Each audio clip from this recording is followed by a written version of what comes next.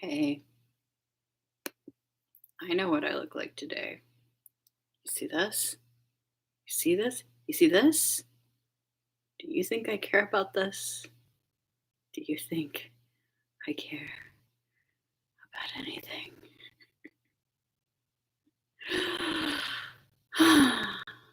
Deep breath. Okay, let's do this. Let's share this link. Let's get some people in here and let's read some mind. Let's just delve right into that bookworm world. We all need it. We all need it so bad. It is mine time. Not tweeting it at Kazuki Sensei. Not today. Not ever.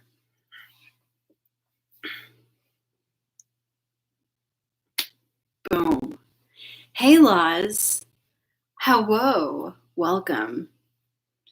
I have a coral. One coral. Happy Thursday.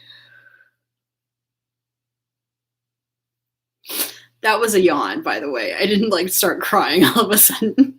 It was just a yawn. Very dashing. Thank you. Thank you. Oh, God, yeah. Hello. I'm in the decompression stage of my day. Hey, Ebony. Welcome. Thank you for joining. Sleepy and just trying to process my past 8 hours worth of experiences. I think my brain is it's like a backlog of processing, and the backlog goes back 8 hours. The last time I fully processed an experience today was when I was eating breakfast, probably at 7 a.m. Hey, Huli. Welcome. Your boss is actually in the office today. Ebony, not alone.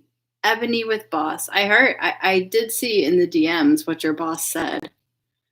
I'm with your boss on that one.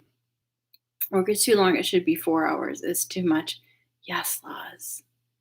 Give us all a universal basic income, and then let us all work part-time. My office could be staffed with only people working part-time, just people working 4-hour days, 4 days a week, and you just hire more people to fill those spots.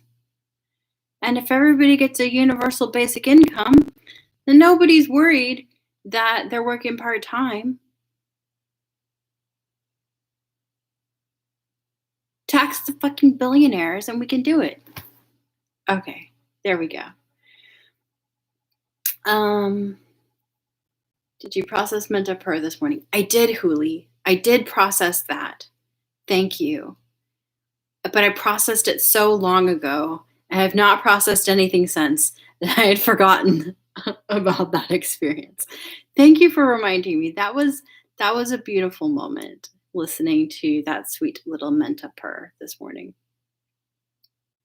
Peeps around there are good. Nice.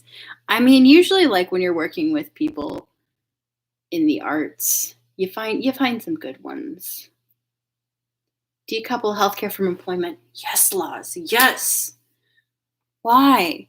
Why should you have to be employed to get health insurance? What is that about?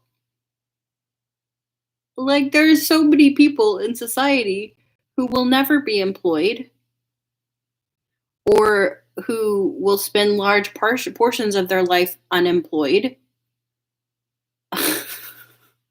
Why is our health insurance tied to our jobs? It is totally some capitalism bullshit. It's just a way for the petit bourgeoisie to control the proletariat and keep the man down.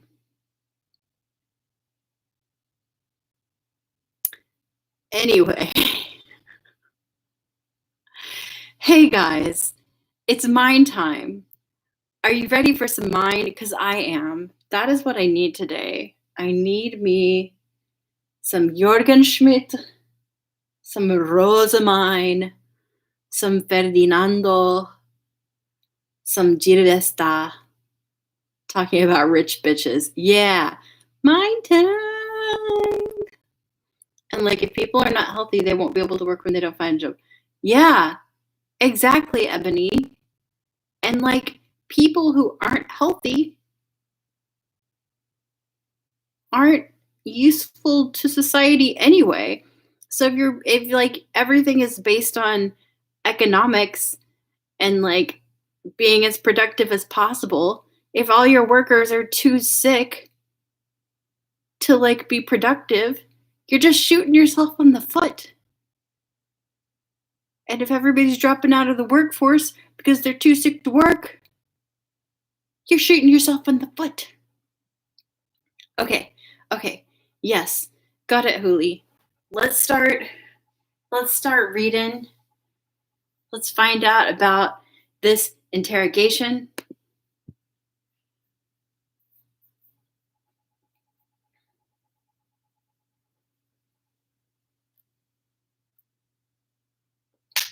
So,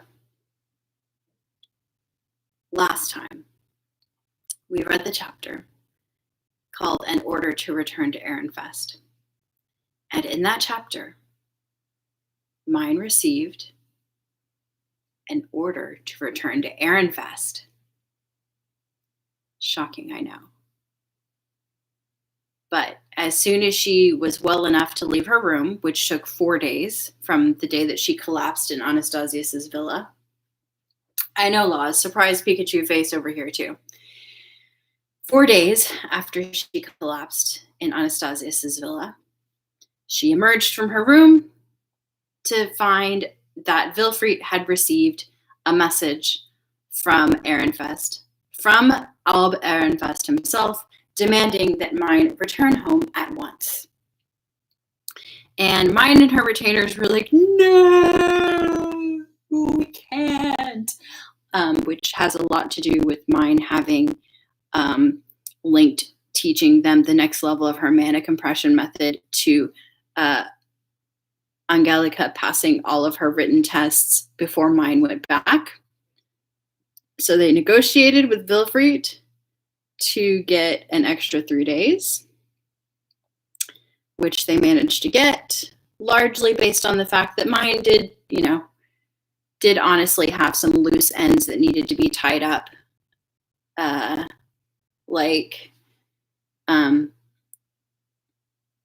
Finishing things with Anastasius and Eglantine and giving mana to Schwarz and Weiss. And Angelica did pass her class. Is he breaking up a bit for everyone, or is it me? Huli, I would never break up with you. Get it? Get it? It's a joke. It's a joke. Oh, Ebony's breaking up too. No, it's a little crackly. I'm sorry, guys. I don't know what to do. Technology. Why are you like this?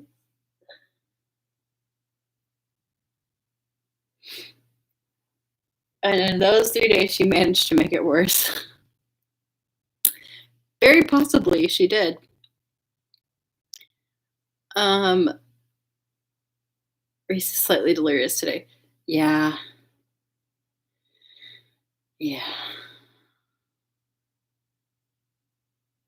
Anyway. But mine tied up her loose ends, and then she teleported back to Ehrenfest.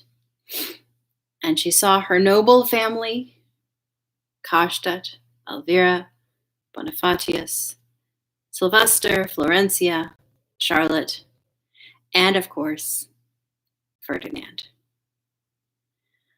And they were varying degrees of happy to see her. And outraged about what she's been up to while she was at the academy. And Mime was like, hey, I don't think that I did anything too bad. And the Ferdinand was like, oh, really? Because depending on what you did and said, you may have committed Ehrenfest to fighting on the second prince's side in the potential upcoming civil war. And then Mime was like, oh, oops. The cinematic meeting of everyone. Yeah. Okay.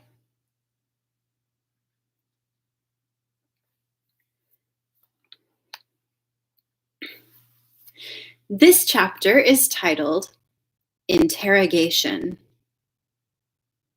She definitely did commit them. Well, we shall see, Huli. We shall see. But I don't think there will be a second civil war. We shall see, Huli. We shall see.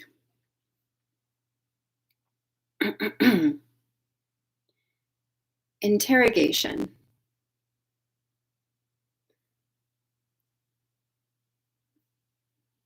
I was seated in a chair right in the middle of Sylvester's office. A cold sweat ran down my back as my eyes flitted from Sylvester to Ferdinand to Kostet. Burke, why does everyone look so mad and scary? Clear the room, Sylvester ordered. Aside from Rosamine, only the three of us are needed here. Lord Sylvester, will you not need someone to explain what happened while she was sick and unconscious? Ricciarda asked. Stand down, Ricciarda. We can ask for more details later on if we need them. Sylvester replied, furrowing his brow as deeply as Ferdinand usually would. My retainers all obeyed, shooting me worried glances as they went. No, don't leave me here to die. Yes, Huli, stay calm. Sylvester mad. Mine is now in charge of maneuvering, so there isn't. Interesting idea, Laws. Just hearing the door shut mercilessly behind them made me want to burst into tears. It was like I was attending one of those pressure interviews where the employer tries to weed out the weak by emotionally breaking them. I searched around for an escape route, but Ferdinand shook his head. We have no choice. You spoke to the prince without your retainers, and thus we can conclude that royalty would rather they not know what you discussed. We want to respect that decision as much as possible. In other words, you want me to tell you absolutely everything I spoke about with Prince Anastasius?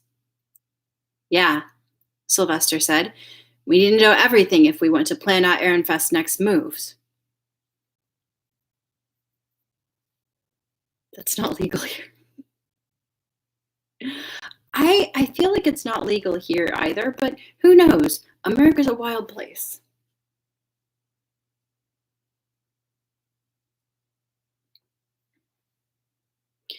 So he said, but I didn't feel too good about disclosing Anastasius's love life after he had mustered the courage to speak up about it. Plus, who knew what he would do to me if he found out? The pressure interview thing, Ebony. What we discussed was highly personal, such that I do not think Prince Anastasius would appreciate me telling anyone, I said. This wouldn't be necessary if you were a normal noble, but you defy expectation at every turn. You must tell us everything. Nothing can be hidden, else you will continue making the same mistakes, Ferdinand replied. He honestly had a point. I would definitely need some pointers on how to proceed from here. It was extremely likely I was doing some abnormal things without realizing it. Remember what happened with Benwelts? Benevanced. Are you talking about the letter, the magic letter? Also tell about egg. We'll see. We shall see. I nodded, at which point Sylvester took his seat. Kostet moved to stand behind him, while Ferdinand sat in his usual chair to record the meeting like a scholar, tapping his fingers against the desk. Now then, care to explain how you have developed such a close relationship with royalty, despite having spent only half a semester with them? Ferdinand asked. Given that Prince Anastasius sent out your retainers, you must have discussed something quite personal. Wait, what? A close relationship? I was so stunned that I couldn't help but echo the words. We were anything but close. I had promised to never approach him myself, meaning I only spoke to him when he summoned me, and our discussions were solely focused on Eglantine. I am merely the victim of circumstance. I could not defy the orders of royalty, so I did not have any control over what happened. Seriously? Sylvester asked, glaring at me despite the fact my answer was completely serious. Sorry, but facts are facts. Ferdinand started flipping through the letters stacked on the table, clearly unsatisfied with my answer. When did you first make contact with the prince? He asked. Our reports say it was during whirl practice, but if you remember anything before then, say so now. I guess you could say it was when I greeted him at the fellowship gathering. He complained to me, saying that I was nothing like the rumors he'd heard. I went on to detail the rest of our conversation, which made all three of my guardians cradle their heads at once. Sylvester in particular let out a groan as he was rubbing his temples. Nobody told me about that, Rosamine. Did you really pick a fight with royalty? I just got a little annoyed since he kept complaining. I didn't pick a fight or anything like that, I replied, my eyes shifting about the room. It was then that Ferdinand gave me a smile that chilled my spine. What you said contained more irony and sarcasm than anything I've ever heard you say before. It hurts my head to think you spoke like that to a prince, he said. I sucked in a tiny gasp, at which Kostet sighed and shook his head. The prince must have been outright stunned for someone to have spoken to him like that during their very first meeting. Oopsie, it seems I was making mistakes from the very beginning. Okay, I finally understand. That's why Prince Anastasius was acting so spiteful during whirl practice. I picked a fight with him first. We need more detail. It seems that your perspective varies greatly from the reports we've received, Ferdinand said, impatiently tapping the letters. I explained the events of whirl practice. Anastasius had accused me of plotting to get closer to him, spurring me to respond that I would make sure to avoid him completely from then on. Sylvester glared at me. Then he started rubbing his forehead in an unsuccessful attempt to loosen his tightly furrowed brow. I'm starting to sympathize with the prince here, he said. He had no idea what a disaster he was walking into. You must be the most bizarre person he's ever met in his life, Rosamine. I don't want to hear that from you, Sylvester, you big weirdo. I thought it was an efficient way of avoiding trouble. A way to inform those after Prince Anastasius that I wasn't a rival. Your heart was in the right place, since a weak duchy like Ehrenfest meddling in royal affairs would cause nothing but problems. But like always, your methods are terrible. Try to phrase things more diplomatically, Sylvester said, going on to mention that I would need to undergo socializing training in the spring. Just thinking about it was depressing. Still, how did your unthinkably blatant refusal result in him talking to you more? Yeah, you big weirdo.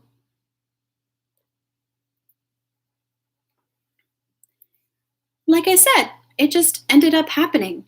The next time we met was at a tea party with the music professors. Lady Eglantine was in attendance, so Prince Anastasius forced his way in to join her. Naturally, when they asked me for permission to let the prince attend as well, I couldn't exactly decline. Sylvester nodded, holding his stomach a little. Yeah, that was a good decision, at least. I went on to explain how Anastasius had ordered me to compose a song and then rejected it in a very stuck-up and princely manner. He then stormed out of the room in a fuss, causing Eglantine to rush after him.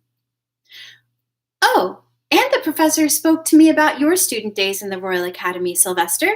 It seems Prince Anastasius is acting no different from you when you were pining for Florencia. Forget everything they said right now, Sylvester exclaimed, now cradling his head for a different reason than before. Gah! I shook my head in refusal. My retainers had attended that tea party, meaning even Richarda had heard the story. Forgetting is out of the question, but I can at least keep it a secret from Wilfried and Charlotte for you. Socializing training. You have to socialize mine, like with kittens, expose her to humans so she can get used to them and learn how to properly interact with them.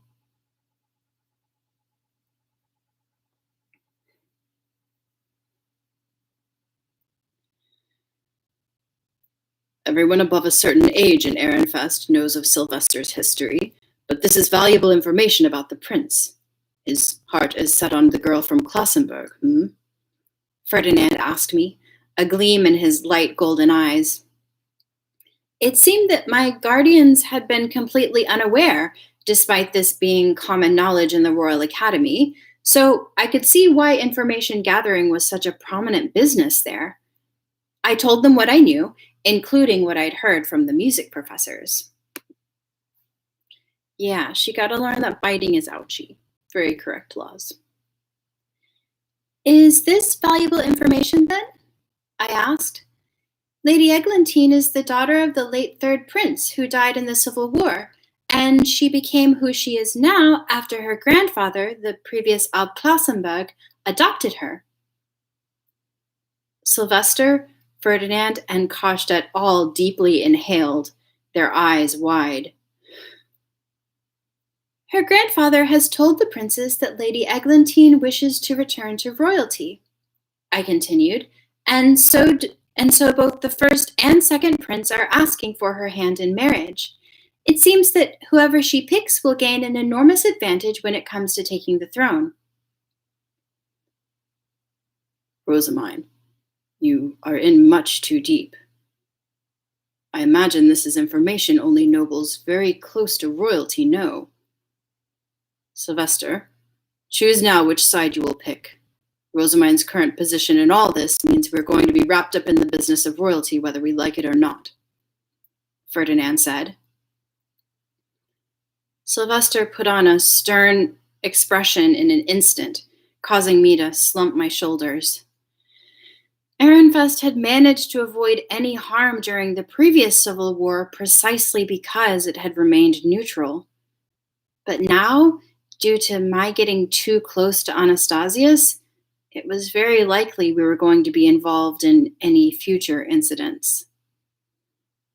What if our duchy comes to harm or is even destroyed because of me? Yes, Laws. Ferdy agrees with you. Rosamine, we haven't heard about your summons from the prince yet. You met with him again after the tea party, right? Sylvester asked. To explain that, I must first begin with Schwartz and Weiss. You mean when you became their master while registering at the library? The reports on that didn't make any sense, Sylvester said, urging me on. I nodded as I started on yet another explanation. Wilfried told me I couldn't register in the library until all the first years had finished their written lessons, so I made them study as hard as they could. I was so overjoyed when they all passed that I completely lost control of my emotions And since I was still not used to controlling my mana after the Jarif, my prayers of gratitude ended up becoming a blessing that activated Schwartz and Weiss. That is about what I expected. They surely had a master already, though. Did you steal them through sheer mana capacity? Ferdinand asked. It was then that I realized very few people knew about the changes in the library. Those who had graduated in the past and were familiar with the old Royal Academy took Schwartz and Weiss moving around as a given, whereas most current students didn't even know they existed. I explained to Ferdinand that the Sovereignty's purge had gotten rid of the arch-noble librarians, leaving only a sole med-noble librarian who wasn't capable of properly supplying them with mana. They were skilled individuals who knew their books well and and often provided me with support, but I see. They're gone now, Ferdinand said plainly.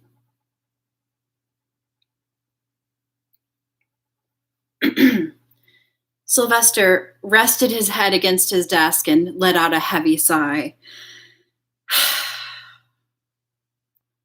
I knew the purge was causing problems all over the place, but if they can't even get librarians for the Royal Academy, the Sovereignty must be in a real mess.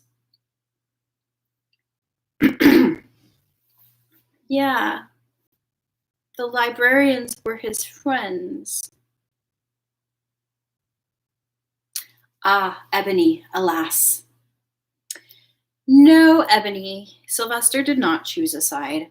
They've moved on to talking about everything related to Schwartz and Weiss.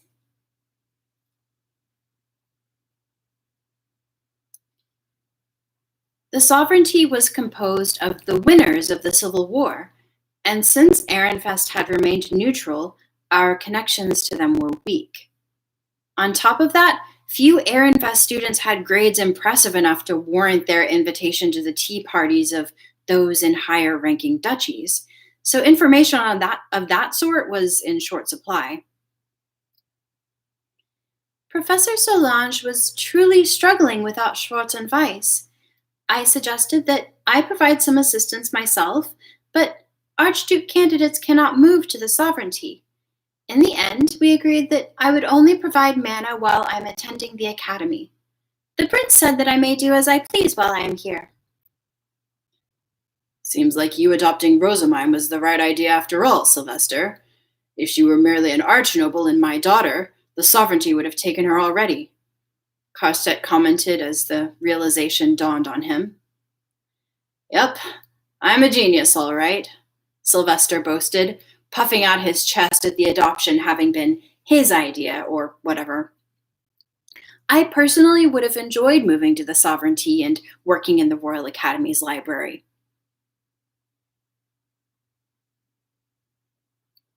Yeah. Sylvester very pleased with himself. Still, to think you would become their master without even touching them. You truly are something else, Ferdinand mused aloud. But in any case, Hirsch's report said she discovered many magic circles woven onto the two magic tools. We shall discuss those in depth later. Oh, that reminds me. I actually have a bunch of packages for you from Professor Hirschur. She wants you to repair the magic tools you made for her in the past. Also, it turns out we need your help with Schwartz and Weiss. Traces of a pleased smile played on his lips. Now seemed a good time to tell him about the other things I had for him.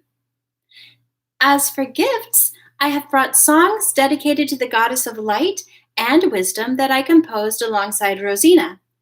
I would appreciate it if you considered arranging them. The song for the goddess of light is to be given to Lady Eglantine by Prince Anastasius. Sylvester frowned. You didn't mention that, Rosamine. Did I not mention it just a moment ago? I said that Prince Anastasius told me to compose a song, only to then say he didn't want it and storm out in a fuss. It is no surprise for someone in love to act so strangely, and seeing as he sent me the request before anyone, I thought it best to deliver the song to him anyway. Would you rather I just give it to Eglantine directly? I asked, causing Ferdinand to rub his temples. You should first ask the prince what his intentions are. Do not make this decision on your own. Yeah, Ferdy's gonna do some crafting. Or just not at all. But I can't do that, I replied, shaking my head. I promised not to contact him myself, remember? I wasn't about to break a promise with royalty. Rosamine, do you truly intend to ignore the request of a prince for such a trivial reason? I'm not ignoring him. That's such a misleading way to phrase it. I'm merely waiting for him. I am patiently waiting for Prince Anastasius to contact me. He will come to me when he remembers that he needs it. Have you finally lost the last of your wits? The prince would never come to you. He'll come. I mean, he came to the library when I was reading once and dragged me away, I said, feeling the frustration of not just an afternoon, but 4 whole days of reading time being taken from me all over again. My 3 guardians looked at me with shock. Rosamine, Sylvester exclaimed. Do you mean to say he didn't summon you while you were in the library? He actually came to get you in person? You made him come to you? That's insane. But I didn't want to talk to him myself. As I've said enough times now, I promised not to contact him, so... Rosamine, take back that promise, Ferdinand said. Do you want the prince appearing and dragging you off every time he needs you? Do you want people to determine you are important enough for the prince himself to approach you? Your actions here are paving the way for unthinkable rumors. You will make so many annoying enemies that you will no longer have any time to read. Now aware that forcing Anastasius to summon me for matters that could be easily solved through ordinances or letters would eat into my precious reading time, I pressed my hands against my cheeks and shrieked, I'll take it back as soon as I return to the Royal Academy. I don't want to lose even more reading time.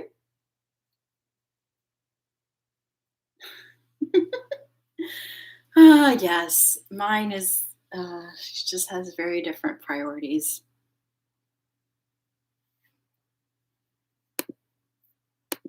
Good grief. With your utter lack of social skills, it may be best for everyone if you did remain holed up in the library at all times, Ferdinand said, his exhaustion unmistakable. My appreciation for him immediately shot through the roof. Someone else is agreeing it's a good idea for me to stay in the library? Heck yeah! We should make this a yearly holiday. I never want to forget this moment. I was so overwhelmed with glee that I abruptly stood up and shot both hands into the air. Goodness, you're like a god to me right now, Ferdinand. Praise be to... I need no prayers. Sit. That's too bad, I guess. Rosamine, have you made any more blunders with royalty? Sylvester asked, his voice almost an agonized cry. Please tell me that's all you've done. I detailed the events after Anastasius had come to take me from the library.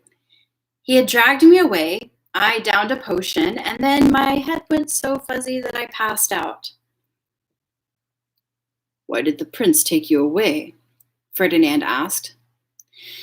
Love has consumed him, I replied. He wanted to know what Lady Eglantine and I discussed at our tea party. I explained that Eglantine was afraid of becoming the catalyst for another war, and that she didn't want either prince to escort her during her graduation ceremony. I also mentioned that Anastasius had realized something after hearing these wishes. Let's see, what else? I taught Prince Anastasius my song dedicated to the goddess of earth. Also, since I said some pretty rude things to him, I offered to give him a hairpin for Eglantine as an apology. He happily accepted. That's about it, though. Wait, Why did you not speak to us before offering to make him a hairpin? It just came to my mind as a way to earn some points with him while sending a letter of gratitude for his concern and informing him I would be absent from the academy. My guardians all raised their eyebrows at once, shocked that I had managed to bungle things up even further in the 3 days they had given me. Ferdinand stood up from his chair with a clatter, walked up to me with a chilly smile, and then pinched both my cheeks. Rosamine, did I not teach you to think before you act? Do not immediately do whatever comes to mind. I had thought you learned the importance of maintaining contact and talking things over, but it seems my teachings were not at all sufficient. Or have they simply melted away along with your mana clumps over the past 2 years? I'm sorry.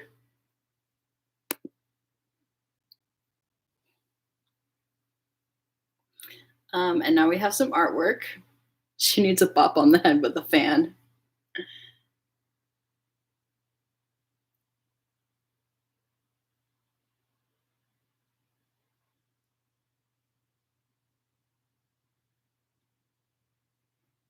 The wisdom is stored in the clumps. Here we go. Got Karstedt and Sylvester there in the background, just looking completely exhausted. And then there's Ferdinand, giving her a good old cheek pinch. Let's zoom in and see these faces a little bit more closely.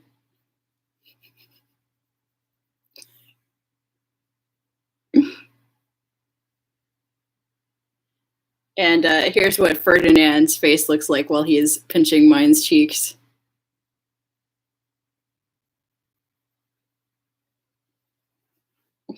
Poor guardians, yeah. It's not easy keeping up with mine.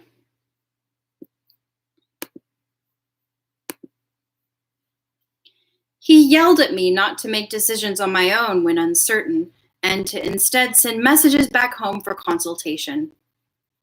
Wilfried was doing this already. He had apparently sent many questions to Ehrenfest when looking for ways to contain me.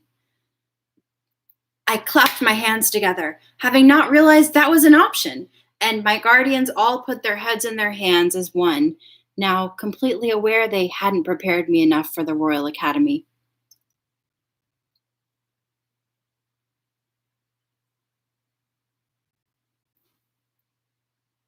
Oh no. Huli, can you hear me? You're back.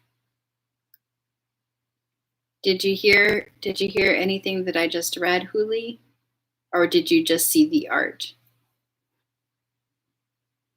Huli gonna secretly stay? Oh. Naughty, naughty Huli. Not since the art. Okay.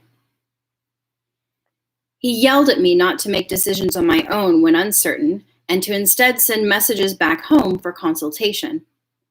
Wilfried was doing this already. He had apparently sent many questions to Ehrenfest when looking for ways to contain me. I clapped my hands together, having not realized that was an option, and my guardians all put their heads in their hands as one, now completely aware they hadn't prepared me enough for the Royal Academy. You were asleep for 2 years. This is understandable. We will need to educate you on proper socializing before next year, Ferdinand said. It seemed my current behavior was the result of us having prioritized my grades and the dedication ritual when bringing me up to speed. Under normal circumstances, an Ehrenfest first year would never deal so closely with royalty. It is unthinkable, Ferdinand continued. Furthermore, you have problems with your health, and I thought it would take you much longer to finish your classes. My plan was to cover for your poor social skills by allowing you to enjoy the library for a brief period once your classes were over, then calling you back prior to the start of the socializing season, and having you return only when the Interduchy tournament was on the horizon.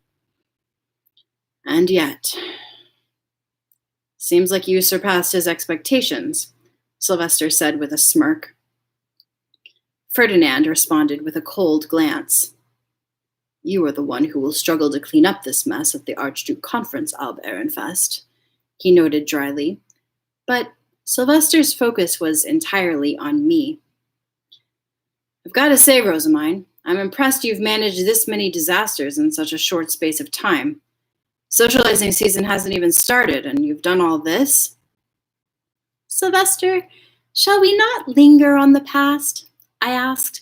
Now is the time to face the future. Idiot. The past's going to stick with us whether we linger on it or not. Our relationships with royalty and the greater duchies are going to have a big impact on Ehrenfest's future, he said with a glare. I could already see him make me chirp "Pooey" again, so I rushed to change the subject. In that case, shall we discuss these matters with Benno and the Guildmaster, Gustav, to urge things in a direction that benefits Ehrenfest? Diensham, hairpins, and pound cakes all received much attention at the Royal Academy. I imagine the prince giving the woman he's pining for a hairpin will serve as extraordinarily good marketing, but perhaps that is just me. It will, but even so, you idiot, how could you be so thoughtless? I told you not to act carelessly when it comes to gifts and selling stuff. Why are you pulling this crap outside of the Archduke Conference? Sylvester barked. He was completely right. My offer to make a hairpin for Anastasius was much too premature. Sorry, should I go turn him down? I'm mad precisely because it's not easy to turn down a royal. Sylvester, not easy is a gross understatement. It is impossible, Ferdinand said with an exhausted headshake. We have no choice but to exploit this situation for the benefit of the duchy. It is true that a Klassenburg candidate wearing a hairpin during her graduation ceremony will serve as valuable marketing. Oh, if we're going that far, how about we print and sell a love story about them alongside the hairpin? That should spread printing in an instant, I suggested. Well, we didn't want to spread our learning materials to other duchies just yet, since we needed to maintain our superiority when it came to grades. We were more than interested in the spread of printing on the whole. Okay, Huli. Bye, Huli. Laza, don't write thick of them. I'll reread tomorrow for the Huli. She write thick of them. She ships it. Bye, Huli. Have good massage. See you.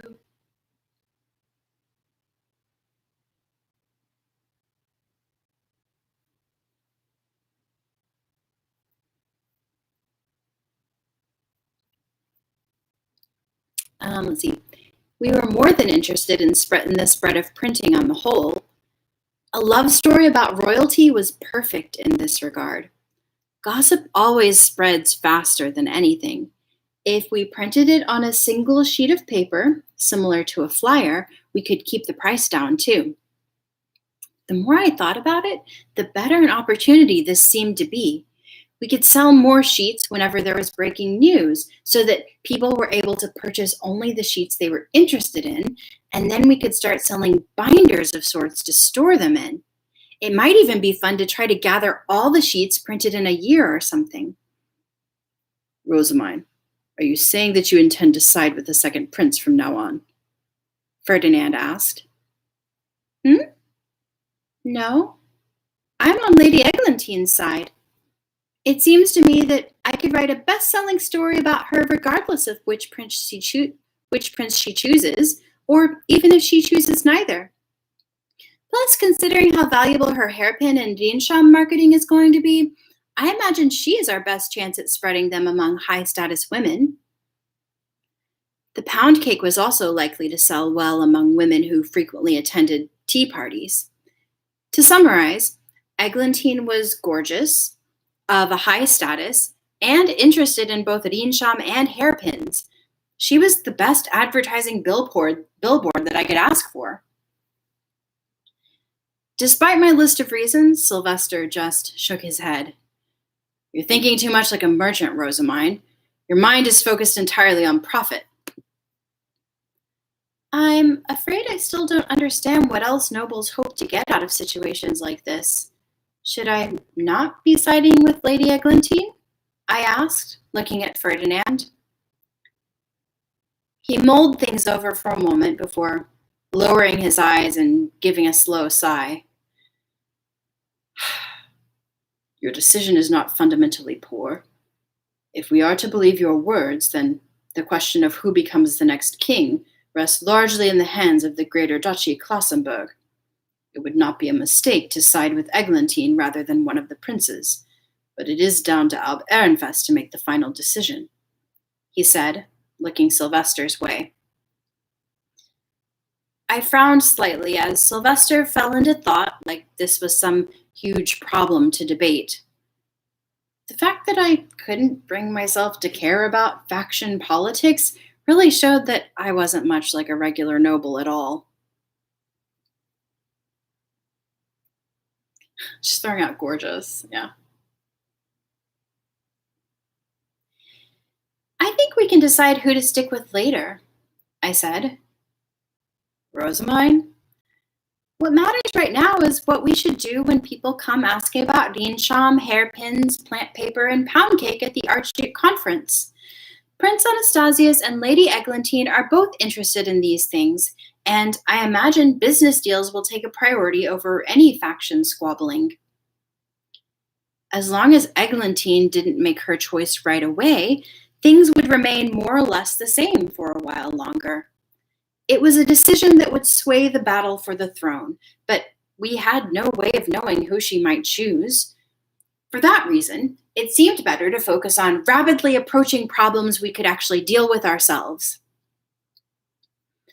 Unlike the Plantain Company's many plant paper workshops, the Gilberta Company has only one workshop for Rheinsham at the moment. And it takes a considerable amount of time to make but a single hairpin. There's much that we need to discuss before we can start exporting either product as an Ehrenfest specialty. Should we make new workshops? Hire more merchants to move the product? Is there anything that will conflict with my magic contracts with Benno? If so, should we nullify those contracts? Should we aim to sell the production methods? How are we going to provide lodgings for the visiting merchants? How will we maintain the peace? How will we distribute the profits? As I said, there's much to discuss. It was in our best interest to have a great number of merchants come to Ehrenfest, but before we could do that, we needed to ensure we had enough products available. Otherwise, we risked aggravating merchants who had traveled from far away only to leave empty-handed. The city's peace would easily fall apart if a bunch of outsiders fought over a sparse supply, and while I did not have the mindset of a noble, all the people who would struggle as a result were those close to me: the Gilberta Company, the Plantain Company, and the city guards. That was why I wanted to stop those problems before they even began. Rather than worry about where the sovereignty will stand years from now, we should be focusing on problems we will encounter without fail this coming spring, I concluded. Sylvester nodded in agreement. True. Summon Benno and Gustav. I need to speak to them before this spring's Archduke Conference. We were still in the middle of winter, before the regular hunting of the Lord of Winter. It wouldn't be easy to call even commoner merchants over in this state. Rosamine, inform Benno and the others that they're going to be receiving a letter of summons from Alb Ehrenfest. It would not do for us to summon them without a warning, Ferdinand said, no doubt recalling how much the merchants had struggled with their sudden summons from Giba Haldensel. I remembered being told how much pain they'd gone through having a business discussion with archnobles due to Elvira wanting a workshop built in her home province of Haldensel. It had apparently been such a terrible situation that even Ferdinand gave Benno his sympathy. Furthermore, organize and give a full report on who will be accompanying Benno to the castle, Ferdinand continued, The scholars will need to make that many letters of invitation. Very well, I replied. Sylvester, I believe the Gilberta Company has a new representative now. Would you like me to call them also? Sure. I'll leave the finer details to you. That'll be better for you anyway, right? I thank you. Right. Rosamine, you're going back to the temple tomorrow. Sorry. I think this is Ferdinand. Isn't it Eustachius? No. Otto's in charge of the Gilberta Company now because the Fontaine Company split off from the Gilberta Company.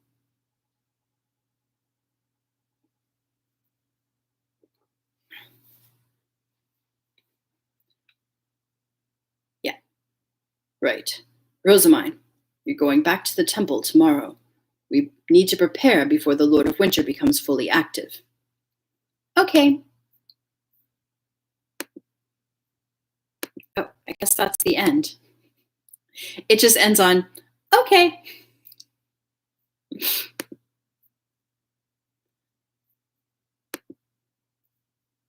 Hold on, it logged me out of my account.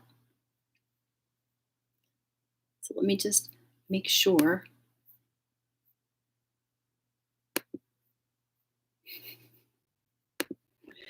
That I didn't miss any.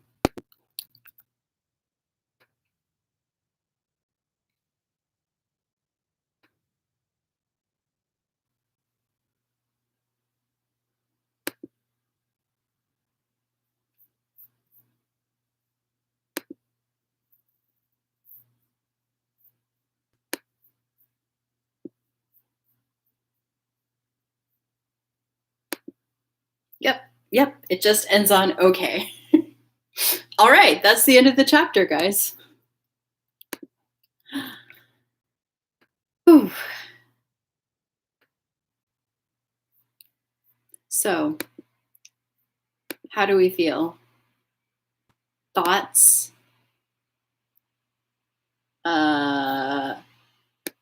Emotions?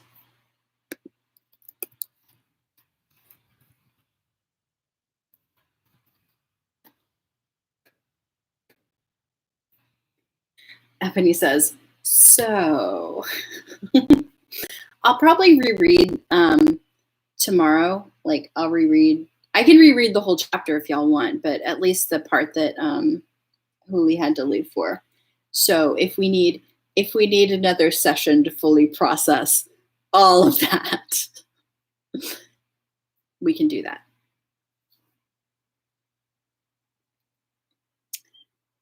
I'm thinking and feeling like maybe they shouldn't get the babies to do the diplomacy. I mean, I think you're right. Are we caracoling? We aren't. Oh no, Rhys, quickly delete the tweet. Delete the tweet. Oh no. It was just force of habit, you know?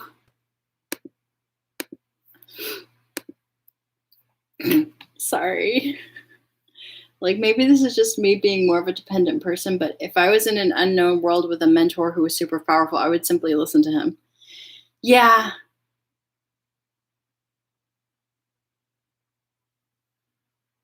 No, I agree. Like, I think mine is just independent to a fault, perhaps reckless, careless in some regards. Isn't that she doesn't listen to his advice, but that she doesn't know she isn't listening. Ah, yeah. She's just not like connecting up that like, hey, this is something that goes against what they told me. But yeah, I mean, on the one hand, I can understand why diplomacy and politics happen to such a great extent at the Royal Academy, because it is like the only time and place in this entire country where people from all over the entire duchy gather together. I mean, the Archduke Conference is also another time when people from all over the country gather together. And that's when, all of the real big decisions are made. But outside of that Archduke Conference, the only other time and place when they can like gather information or, build relationships and everything is at the Royal Academy. So if only they had some other other way for all of the adults to gather. You said something about the diplomacy. Understand their children, understand because children become close friends with people, so you end up fighting for them if they're close. Yeah, definitely. I think that's also something historical here that, at universities and other places where young people gathered from all over, those from powerful families rubbed elbows and made alliances and stuff, even though they were ostensibly there for education or other reasons. Maybe they should have more conferences for non-archdukes. Yeah. Just they could just have an archnoble conference and then a med noble conference and a lay noble conference. I'll kill for y'all, and that would shake up the kingdom if we were nobles. Definitely. Yeah. So it makes sense to exploit your time at the Royal Academy to build strong friendships and alliances. They need the internet. Yeah, they do. Mine, hurry up and invent the internet. So clear audio and you can rehear. Yeah. They need theater. Yeah, they could do with theater. And other forms of mass communication. It makes sense in the current system. It does. It does, but oh boy, is mine not suited to the current system. Alas. It's not a great idea to have the only chance to meet other people be as kids. Yeah. Or, if you're an adult and you work directly under the Archduke, you're one of the Archduke's retainers or the first spouse's retainers, or if you're one of the important scholars working for the Archduke, then you can also meet people at the Archduke Conference. So it's not just the Archdukes that mingle and interact during the Archduke conferences. It is also their whole retinue of people that they bring with them. But agreed.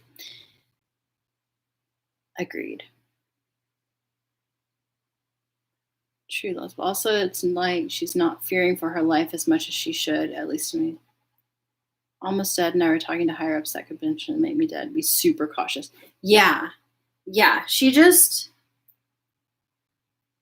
does not have a talent for politics, I think. She has some interesting priorities. She just wants the books. Yeah. Though it is very interesting that mine seems to have taken to business very easily. She came into her negotiations with Benno guns ablazing, and everything that Benno taught her, she took it in really fast and easily. And now she's a master businesswoman, but politics and socializing, I think, are something that she struggles with a lot more, and just doesn't come naturally to her. So I think she can learn to do things that aren't necessarily related to books. But the power of library is stronger. She's doing great considering. You're right. Like, I think if I had been reborn into this situation, I would already be dead. I would have died very early on in this story. So she is doing great, all things considered. Benno treated her kind of as an equal, too. He did. He certainly did.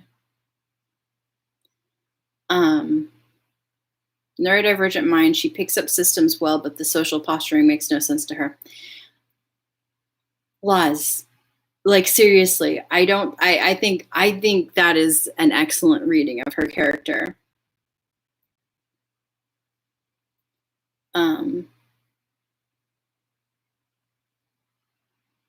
Yeah, and I think that makes perfect sense. It makes no sense. Like, she just doesn't comprehend that, like,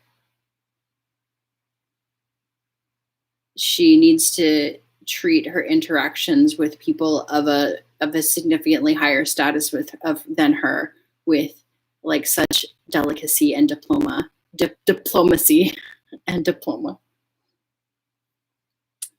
I can understand what I'm trying to say in my head, but the words are not fully connecting and coming out of my mouth. I'm sorry. Cool. Well, I think it's time to wrap up. I'm going to go eat something and collapse onto my futon until it is time for my tutoring to start. At least 85% of the word. I got it. Yeah. Thank you, Loss. Thank you for validating my attempts at communication. Like, I think I could be much better at the like socializing and diplomacy parts of this than mine, but I certainly couldn't be better at like a lot of the other stuff that she does. We all share brain cell. Yeah. Foob. Love you guys. Thank you for coming. Mind time, usual time tomorrow. I will see you then. Take care. Good night. Love you.